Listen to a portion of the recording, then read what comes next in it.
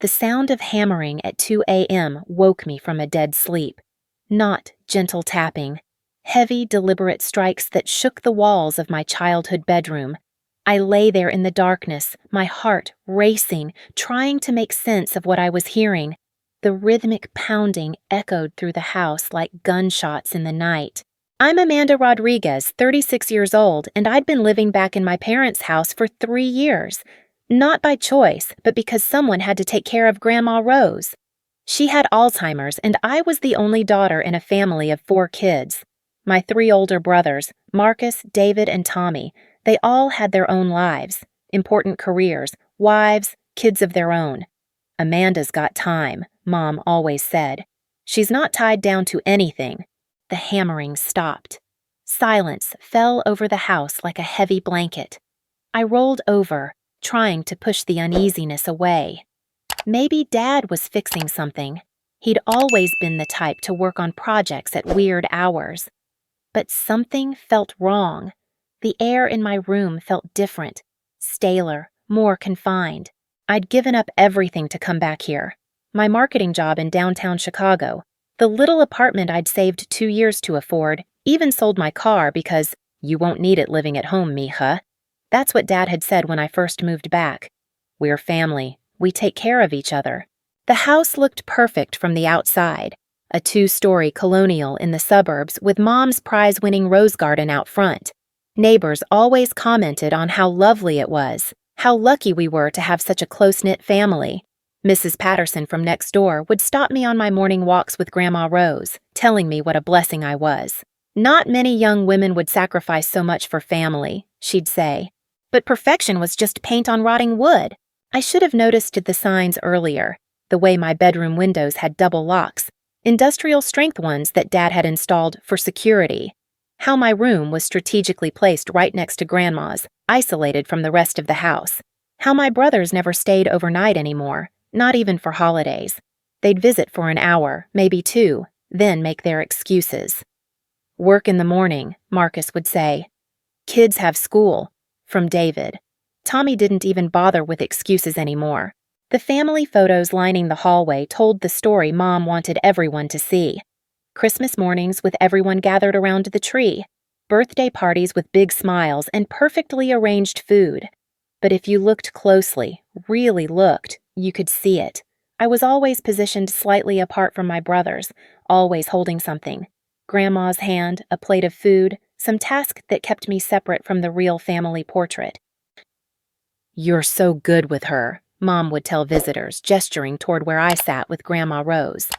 Amanda just has that natural caretaker instinct. The boys, well, they're busy building their futures. Then she'd smile that proud mother smile, the one that made everyone think she was so grateful for her devoted daughter.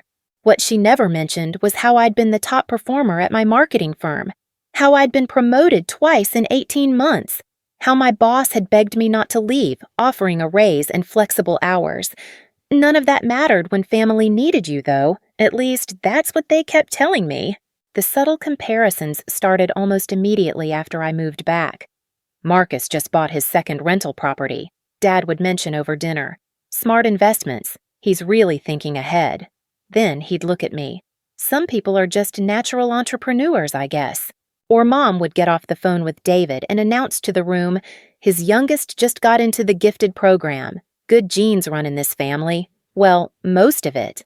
Her eyes would find mine across the kitchen.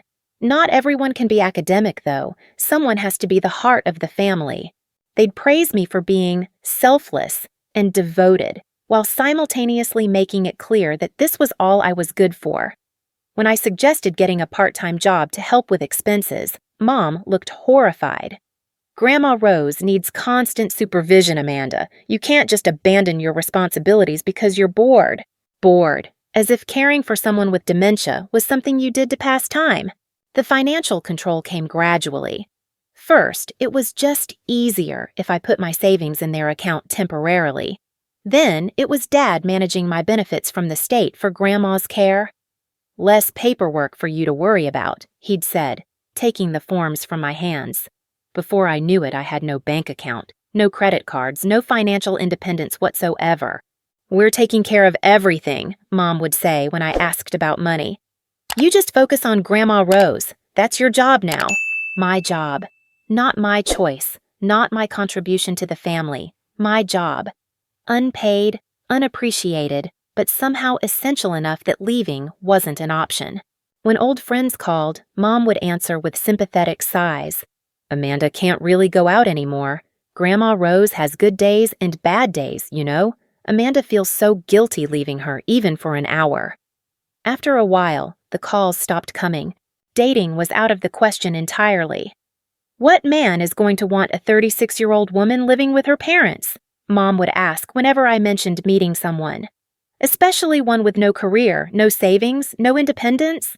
You should focus on what you're good at, taking care of family." The gaslighting was masterful. They'd built a prison of obligation around me so gradually that I'd helped construct the walls. Every time I felt trapped, they'd remind me of how lucky I was to have such a loving family. How many people would kill for this kind of support and security? But prisons don't stop being prisons just because the bars are made of love. The breaking point should have come when I overheard Marcus talking to David in the backyard last Christmas. I'd been bringing out more coffee when I caught fragments of their conversation through the kitchen window. "I can't do this forever," Marcus was saying. "She chose this," David replied. "Nobody forced her to come back. But when Mom and Dad get older, they'll expect us to. That's what Amanda's for, isn't it? She's already here, already trained." Trained, like a service animal. I stood there holding the coffee pot, watching my brothers through the window. These men I'd looked up to my entire childhood, who used to protect me from bullies on the playground. Now they saw me as their insurance policy against ever having to sacrifice their own lives for family duty. That night, I tried to talk to Mom about maybe getting some outside help for Grandma Rose. Just a few hours a week so I could start freelancing again, build back some independence. Independence? Mom's voice went sharp. "Amanda, honey, you're 36 years old living rent-free in your childhood home. What more independence do you need?" She softened her tone, reached across to pat my hand. "Besides, strangers don't love Grandma Rose like you do. They're just doing a job. Your family." The pattern was always the same. Any attempt at establishing boundaries or reclaiming pieces of my life was met with guilt, manipulation, or outright dismissal. But then, just when the resentment would build to breaking point, they'd throw me a bone. You know what? You're right," Dad said one evening in February. "You have been working so hard. Why don't you take a weekend trip somewhere? Mom and I can handle Grandma for a couple days." The relief was intoxicating. Finally, acknowledgement. Finally, permission to exist as something other than an unpaid caregiver. I started planning immediately, maybe a visit to my college roommate in Milwaukee or a weekend retreat I'd seen advertised. But the morning I was supposed to leave, Grandma Rose had what Mom called a bad episode. She was confused, agitated, wouldn't let anyone but me near her. "I'm so sorry, honey," Mom said, wringing her hands. "Maybe next month when she's more stable." Next month never came. There was always a crisis, always a reason why I couldn't leave. Grandma's medication needed adjusting. She'd had a fall. The visiting nurse was coming. Something always came up. I began to suspect these crises were manufactured, but questioning them felt cruel. What kind of granddaughter doubts her grandmother's medical needs? What kind of daughter accuses her parents of lying about emergencies? The isolation was so complete I barely noticed it happening. My world had shrunk to the dimensions of our house, measured in the distance between Grandma Rose's bed and the kitchen where I prepared her meals. I went weeks without speaking to anyone outside the family. My brothers' visits became shorter and less frequent. Their wives stopped coming altogether. "They're just busy with their own lives," Mom would explain. "But they know you're here taking care of everything. They appreciate it so much, even if they don't always say so." Appreciation, the family currency I was supposed to live on. Invisible, unspendable appreciation. By the third year, I'd developed what I now recognize as Stockholm Syndrome for my own family. I defended their treatment of me to myself. They were providing me with housing, food, purpose. I was the lucky one, getting to spend Grandma Rose's final years with her. My brothers had to live with the guilt of not being here. I was the good daughter, the faithful one. But late at night, when the house was quiet and Grandma Rose was sleeping peacefully, a different voice would whisper in the darkness. "This isn't love," it said. "This is convenient. You're not a daughter. You're a service they've contracted." I'd push those thoughts away, but they kept returning, louder each time. The final betrayal came on a Tuesday morning in March. I'd woken up early to give Grandma Rose her morning medications when I heard voices from the kitchen. All three of my brothers were there with Mom and Dad, a family meeting I hadn't been invited to. I crept down the hallway, staying out of sight but close enough to hear. "The house needs too much work," Marcus was saying. "The roof, the foundation issues, all that deferred maintenance. We'd be lucky to break even." "But Rose's care is expensive," Mom replied. "Even with Amanda doing most of it, the medications, the special foods." That's not our problem anymore," David's voice cut in. "The will is crystal clear now. Everything goes to the three of us, split equally. Amanda made her choice when she moved back. She chose caregiving over building wealth." "What about when Rose passes?" Dad asked. "Amanda will need somewhere to go." There was a long pause. Then Tommy, my baby brother, who I'd helped with homework and driven to soccer practice, spoke up. "That's her problem to solve. We all have our own families to think about." She should have thought about her future while she had the chance," Marcus added. "Nobody forced her to give up her career. She volunteered." Standing in that hallway, listening to my family discuss my life like I was inventory to be liquidated, something fundamental shifted inside me. The last threads of the illusion snapped. I wasn't their beloved daughter who'd chosen to serve. I was their unpaid employee, and my contract was about to expire. But I hadn't heard the worst part yet. Mom's voice dropped to a whisper, forcing me to strain to listen. "What if she refuses to leave when the time comes? You know how attached she's gotten to this place. And she might try to claim some kind of caretaker rights." "She won't be a problem," Dad replied with a confidence that chilled me. "We've made sure of that. No bank accounts, no credit, no job history for 3 years. Where's she going to go? What lawyer's going to take a case with no retainer?" "And if she gets difficult," Marcus added, "we have documentation of some concerning behaviors. Remember when she had that breakdown last Christmas? Started talking about feeling trapped, making wild accusations? We were right to have Dr. Martinez make those notes about her emotional instability." The room spun. They'd been building a case against me. Every moment of depression, every flash of anger or frustration at my situation had been carefully documented as evidence of mental instability. They weren't just planning to discard me. They were prepared to destroy me if I fought back. I stumbled backward, away from the kitchen, my heart hammering against my ribs.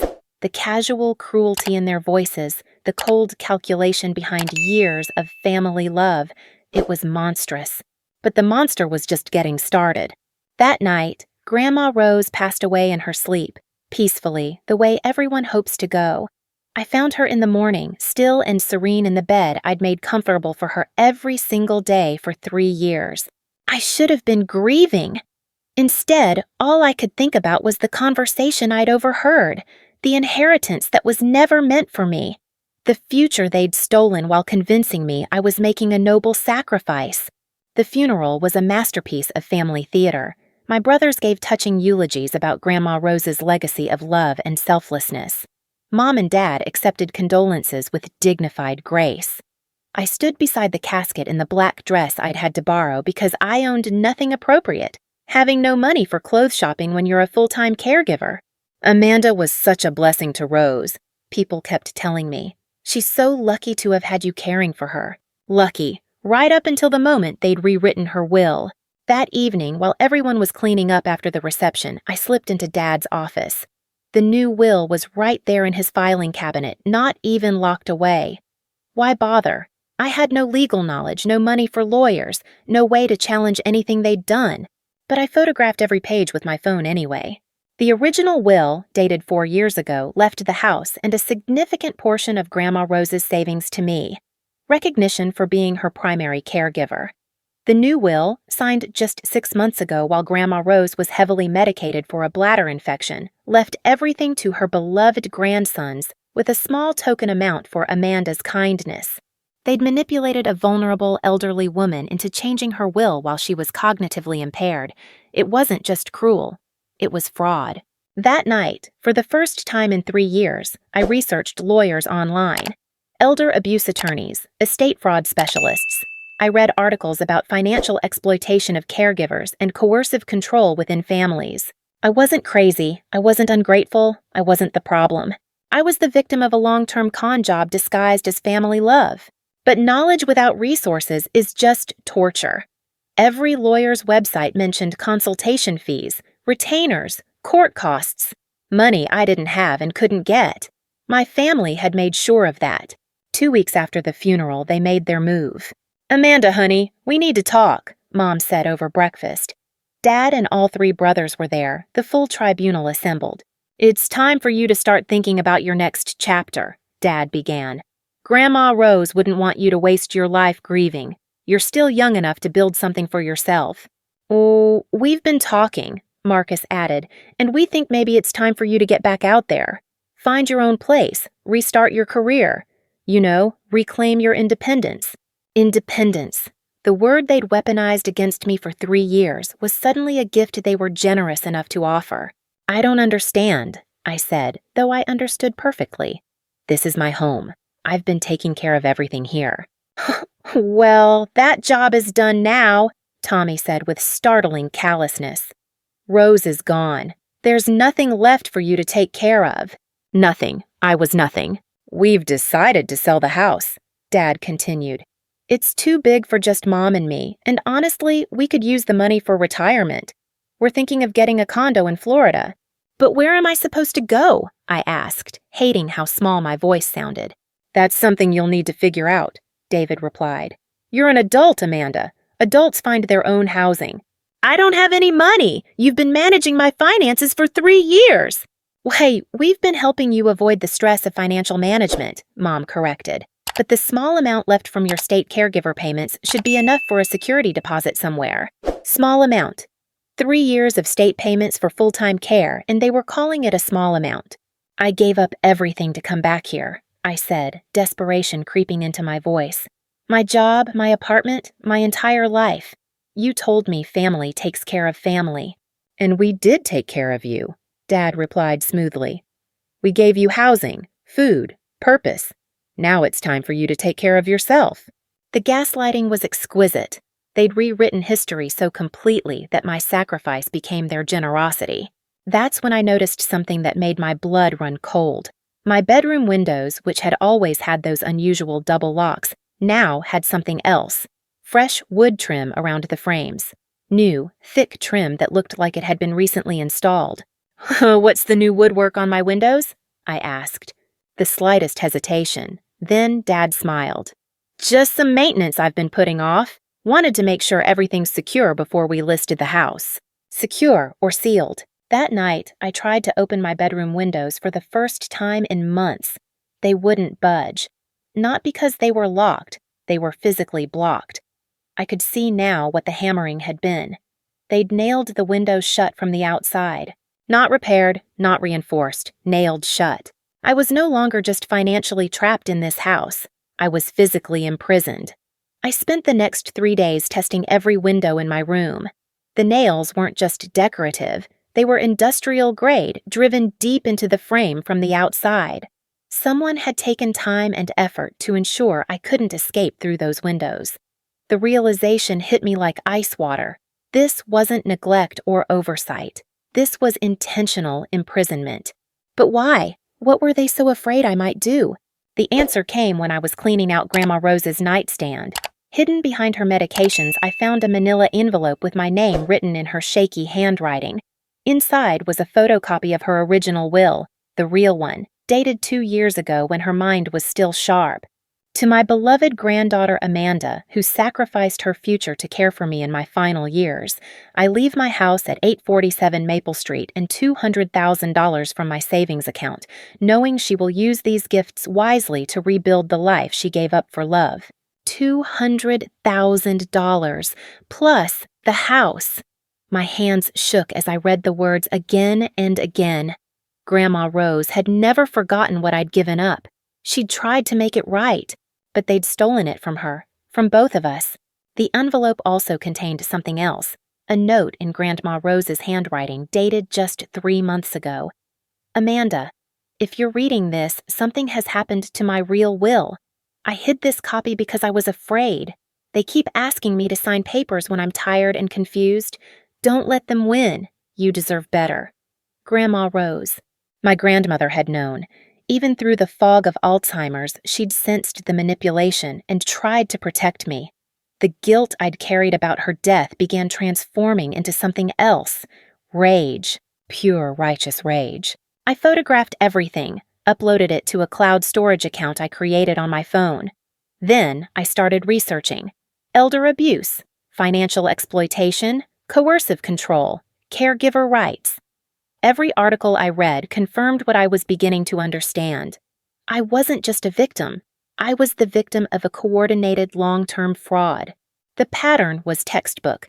Isolate the caregiver, create financial dependence, gaslight them into believing they're worthless outside the caregiver role, then dispose of them once their usefulness ends, taking everything they should have inherited as payment for room and board. But knowledge without power is just torture. I had evidence, but no money for lawyers. I had proof, but no way to fight back. They'd made sure of that. Or so I thought. Late one night, while researching legal aid societies, I found something that made my heart race. A pro bono attorney named Sarah Chin, who specialized in elder abuse cases. Her website mentioned that she took cases on contingency for clear-cut fraud situations. More importantly, she offered free consultations for potential clients. I called her office the next morning, hands trembling as I dialed. "Ms. Rodriguez," she said after I'd explained my situation. "What you're describing sounds like textbook financial elder abuse combined with caregiver exploitation. If you have documentation of the original will and can prove coercion, this could be a very strong case. But I don't have money for legal fees," I admitted. "In cases this clear-cut, we work on contingency. We only get paid if we win. And from what you're telling me, the evidence sounds compelling." For the first time in 3 years, I felt hope. Sarah Chin agreed to meet me that weekend at a coffee shop across town. I told my family I was going grocery shopping, the only excursions they never questioned since I was the one who did all the meal planning and cooking. "Ms. Rodriguez," Sarah said as we sat across from each other in the little cafe, "I want you to understand something. What your family did isn't just morally wrong, it's criminal. Elder abuse, financial fraud, possibly false imprisonment depending on how we can prove the window situation. You're not fighting for what you deserve. You're seeking justice for what was stolen." She explained that we'd need to move carefully, gather more evidence, document the financial abuse, establish a timeline of Grandma Rose's cognitive decline versus when the new will was signed. "The nailed windows concern me most," she said. "That suggests they were actively planning to prevent your escape. Do you have any idea why they'd go to such extremes?" I thought about the family meeting I'd overheard, their casual discussion of my future homelessness. I think they knew I'd fight back once I learned the truth. They wanted to make sure I couldn't leave until they were ready to get rid of me. Sarah's expression hardened. "That's not family dysfunction, Ms. Rodriguez. That's criminal conspiracy." Over the next 2 weeks, I became a detective in my own life. I photographed financial documents when my parents left the house. I saved screenshots of text messages between my brothers discussing the Amanda situation. I recorded conversations where they discussed selling the house and their plans for me. The most damning evidence came from Dad's computer. While he was at his weekly poker game, I accessed his email and found a thread between him and Marcus about managing the caregiver problem. "She's getting suspicious about the will changes," Marcus had written. "We need to accelerate the timeline." "Already handled," Dad replied. "House goes on the market next month. She'll have 30 days to figure out her next move." "What if she makes noise about the inheritance? Who's going to listen to an unemployed woman with documented mental health issues and no legal representation?" They'd been planning this for months. Every kind word, every expression of gratitude, every moment I'd believed they actually appreciated my sacrifice. It had all been theater while they orchestrated my destruction. But they'd made one crucial mistake. They'd underestimated me. Sarah filed preliminary paperwork with the court, requesting an emergency injunction to prevent the sale of the house pending investigation of elder abuse claims. She also contacted Adult Protective Services about the financial exploitation. "We need to be strategic about timing," she warned me. "Once they know you're fighting back, things could get ugly. They might try to have you declared incompetent or claim you're mentally unstable. Are you prepared for that?" I thought about 3 years of isolation, manipulation, and gaslighting, about Grandma Rose's hidden note and her faith in me, about the nailed windows and their casual cruelty. "Let them try," I said. "The universe has a twisted sense of timing." 3 days later, at 1:47 a.m., I woke up to the smell of smoke. At first, I thought I was dreaming. The smoke detectors weren't going off, and the house was eerily quiet. But the smell was getting stronger, and there was an orange glow coming from under my bedroom door. I rushed to the door and felt the handle, burning hot. The hallway beyond was filled with smoke and the sound of crackling flames. The old electrical system Dad had been meaning to replace had finally given up, and fire was racing through the walls. My first instinct was the windows. I ran across the room and pulled at the latches, forgetting for a moment about the nails. The windows wouldn't budge, not even a millimeter. That's when the true horror hit me. I was trapped, actually, physically trapped in a burning building. I pounded on the windows, screaming for help, but they were solid wood frames with industrial nails driven deep. My bare hands couldn't make a dent. The smoke was getting thicker. I could hear the fire growing louder, more aggressive. The main staircase must have caught. There was no other way the flames could be so intense so quickly. I grabbed my phone and dialed 911. "911, what's your emergency?" "My house is on fire!" I screamed. "I'm trapped in my bedroom! They nailed my windows shut! I can't get out!" "Ma'am, calm down. What's your address?" I gave her the address, but I could barely breathe now. The smoke was pouring under the door in thick, toxic clouds. "Help is on the way. Can you get to a window?" "They nailed my windows shut!" I screamed into the phone. "I can't get out! They want me to die!" Even through my terror, part of my brain registered what I'd just said. They want me to die. But surely that was just panic talking. Surely my family hadn't planned this. "Ma'am, who nailed your windows shut?" "My parents! They nailed them from the outside! I can't get out! Please help me!" I was sobbing now, clawing at the window frames, leaving bloody scratches on the wood. The room was filling with smoke and I was getting lightheaded. "Fire department is 3 minutes out," the dispatcher said. "Stay on the line with me." Through the phone, I could hear her radioing to the fire department. "Victim reports windows have been nailed shut from outside. Possible entrapment situation." That's when I heard voices outside. My family, talking to neighbors who'd gathered to watch the fire. "Is everyone out?" Mrs. Patterson was asking. "Amanda's still inside," I heard Mom say. "We tried to wake her, but her door was locked from the inside. She must have been taking those sleeping pills again." "Sleeping pills? I'd never taken sleeping pills in my life." "The smoke alarms malfunctioned," Dad was explaining to someone. "We tried to save her, but the fire spread so fast." They were building their story in real time. The troubled daughter who locked herself in and couldn't be saved. The faulty smoke detectors that didn't warn anyone in time. The parents who tried their best but couldn't overcome Amanda's own self-destructive behavior. But the 911 call was still recording. "They're lying!" I screamed into the phone. "They nailed my windows! I can't get out! They want me to die!" The dispatcher's voice was urgent now. "Units are arriving on scene. Keep talking to me." Outside, I could hear the fire trucks arriving. Shouts, orders being barked, equipment being deployed. But the smoke in my room was so thick I could barely see my own hands. Then came the sound I'll never forget. Axes hitting wood. The firefighters were breaking down my windows from the outside. "Jesus Christ!" I heard one of them shout. "These windows are nailed shut with railway spikes! Who the hell does this?" Fresh air rushed in as they broke through. Strong hands grabbed me, pulled me through the window opening, carried me to safety. I was coughing, gasping, my eyes streaming, but I was alive. "Ma'am, are you hurt?" The paramedic was checking my breathing, shining a light in my eyes. "The windows," I gasped. "They nailed them shut. My family nailed them shut." "We saw," he said grimly. "Those aren't normal nails. Someone used industrial-grade spikes, driven deep. This wasn't an accident." Across the yard, I could see my family clustered together, talking to another firefighter. They looked appropriately distraught, playing their parts perfectly. Concerned parents who'd lost their home and nearly lost their daughter to a tragic electrical fire.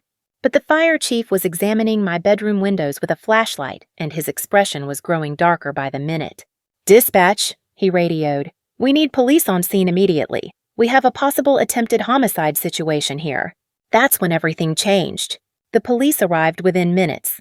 Detective Maria Santos took charge, separating my family members for individual questioning while investigators photographed the window frames. "Ms. Rodriguez," Detective Santos said as I sat in the ambulance getting oxygen, "we need to talk about these windows. The fire chief says those nails were driven from the outside very recently. Can you explain that?" I told her everything: the inheritance fraud, the isolation, the financial abuse, the overheard conversations about getting rid of me. I gave her Sarah Chen's contact information and told her about the hidden will, the evidence we'd been gathering. "And you believe your family nailed those windows shut to prevent your escape?" "I heard them doing it," I said. 3 weeks ago at 2 a.m., heavy hammering that woke me up. I thought Dad was doing repairs." Detective Santos made notes. "We'll need to examine those nails. Fresh hammer marks on old wood will be easy to prove. And we have your 911 call recording." My family's story was already falling apart. The fire investigator determined that the electrical fire had started in the basement, nowhere near the smoke detectors, which were actually functioning perfectly. Dad's claim about trying to wake me was contradicted by the fact that my bedroom door had no char marks, meaning the fire hadn't reached the second floor until well after the fire department arrived. Most damning of all were the hammer marks on my window frames. Fresh gouges in old wood, exactly matching the pattern of someone driving nails from the outside. The spikes were industrial grade, the kind used in construction, and Dad was a retired contractor who had boxes of them in his garage. "Your parents are claiming they had no idea about the windows," Detective Santos told me later that night at the hospital. "They say you must have nailed them shut yourself in some kind of psychological crisis." I almost laughed. Almost. Check their phone records, check their emails. I have evidence of them planning this. But I didn't need to worry. The police had already found Dad's computer in the basement, water damaged but recoverable. The email threads about the Amanda problem were going to be very interesting reading. By morning, both my parents were under arrest for attempted murder, elder abuse, and fraud. Marcus and David were brought in for questioning about their roles in the inheritance scam. The local news picked up the story. Family accused of trapping daughter in house fire after stealing inheritance. The headlines were everything I'd once been terrified of: public exposure, family shame, community judgment. But I wasn't afraid anymore. 3 months later, I sat in the same coffee shop where I'd first met Sarah Chen, but this time we were celebrating. The criminal case was proceeding. Mom and Dad had been denied bail after prosecutors argued they were flight risks. Marcus and David were cooperating with investigators in exchange for reduced charges, providing evidence of the systematic financial abuse. But more importantly, the civil case was settled. The original will was reinstated, giving me legal ownership of the house and Grandma Rose's full inheritance. The insurance money from the fire damage would pay for renovations. My family was ordered to pay additional damages for the years of unpaid caregiving and emotional abuse. $200,000 from your grandmother, plus another $150,000 in damages and back pay, Sarah said, sliding the settlement papers across the table. And the house, once repairs are complete. I stared at the numbers, still not quite believing it was real. "What will you do now?" Sarah asked. I thought about the 3 firefighters who'd saved my life. About Detective Santos, who'd believed me when my own family wanted me dead. About Mrs. Patterson, who'd stopped by the hotel where I was staying to apologize for not seeing the signs sooner. "I'm going to start a nonprofit," I said, "for people trapped in caregiver abuse situations. Help them recognize the signs, connect them with legal resources, provide emergency housing if they need to escape." Sarah smiled. "Turning your pain into purpose. Grandma Rose would be proud." 6 months later, I was standing in my renovated kitchen, my kitchen now, preparing for the first support group meeting of the Amanda Rose Foundation, named for my grandmother and funded by the settlement money that my family had tried so hard to steal. The house looked completely different. Gone were the family photos that had always excluded me, replaced with artwork from local domestic violence survivors. The oppressive beige walls were now warm yellows and healing greens, and every window in the place had been replaced with easy-open emergency exits. 12 people showed up that first night, mostly women, ranging from their 20s to their 60s, each of them trapped in some version of my story. Family members who'd been designated as caregivers and then systematically exploited, isolated, and financially abused. "My name is Amanda," I told them as we sat in a circle in my living room, "and I want you to know that you're not crazy. You're not ungrateful. You're not the problem. You're survivors of a very specific type of abuse that our society doesn't even have a name for yet." The stories they shared were heartbreaking and familiar. Adult children guilted into giving up careers to care for aging parents, only to be cut out of wills and left homeless when their parents died. Daughters told they were naturally suited for caregiving while their brothers pursued careers and families. People whose entire identities had been reduced to their usefulness as unpaid servants. But we also talked about hope, about legal resources and financial planning, about recognizing the difference between genuine family obligation and systematic exploitation. "Oh, the most important thing to remember," I told them, "is that love doesn't require you to set yourself on fire to keep others warm. And if someone tries to literally nail your windows shut, either physically or metaphorically, that's not love, that's imprisonment." A year later, the Amanda Rose Foundation had helped 47 people escape caregiver abuse situations. We'd connected 18 of them with pro bono attorneys who recovered stolen inheritances. We'd provided emergency housing for 12 people whose families had left them homeless after decades of unpaid service. The criminal trials were finally over. Mom got 8 years for attempted murder and elder abuse. Dad got 10. Marcus and David received probation and community service in exchange for their cooperation, but they were both required to make full financial restitution for their roles in the fraud. Tommy, my youngest brother, was the only one who reached out after the trials ended. He sent a letter to my lawyer's office. He didn't have my personal address. "Amanda," he wrote, "I know I can never make up for what we did to you. I was young and stupid, and I let Marcus and David convince me that you were somehow taking advantage of the family by living at home. I see now that we were the ones taking advantage of you. I'm in therapy now, trying to understand how our family became so toxic. I don't expect forgiveness, but I want you to know that I'm sorry, and I'm proud of what you're doing with the foundation. Tommy." I kept the letter, but I didn't respond. Some bridges, once burned, can't be rebuilt. But forgiveness and reconciliation aren't the same thing. I'd forgiven Tommy for my own peace of mind, but that didn't mean he got to be part of my new life. My new life was beautiful in ways my old one never could have been. I'd started dating Jake, the fire captain who'd coordinated my rescue. He understood trauma, understood the long process of healing, and never once made me feel like my past was something to be ashamed of. You know what I love about your story," he told me one evening as we sat on my back porch, watching the sunset over Grandma Rose's restored garden. "You didn't just survive. You turned your survival into other people's salvation. The best revenge I'd learned wasn't destroying the people who hurt you. It was building something so beautiful from the wreckage of your pain that their cruelty became irrelevant. Every night before bed, I'd walk through my house, and check that all the windows opened easily. Not because I was afraid anymore, but because freedom is something you celebrate every single day once you've earned it back." And in Grandma Rose's old room, which I'd converted into my office, I kept a framed copy of her original will and the note she'd hidden for me. Not as evidence anymore, but as a reminder. "Don't let them win," she'd written. "You deserve better." She was right. I did deserve better. And I'd built it from the ashes of everything they'd tried to take from me.